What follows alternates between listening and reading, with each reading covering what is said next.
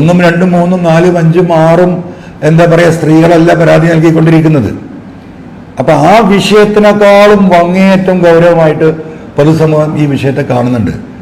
അത് കോൺഗ്രസ് ലീഡർഷിപ്പ് മനസ്സിലാക്കണം. നമുക്ക് ക്യാൻസർ വന്നാൽ എന്താ ചെയ്യുക?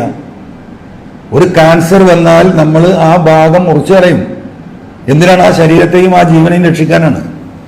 അപ്പൊ രാഹുൽ എന്ന് പറയുന്ന വ്യക്തി ഇന്ന് കോൺഗ്രസിനുണ്ടായ ഈ ക്യാൻസർ ആണെങ്കിൽ അത് മുറിച്ചു കളയാനുള്ള ത്രാണിയും ശേഷിയും കോൺഗ്രസ് ലീഡർഷിപ്പ് നടത്തണം.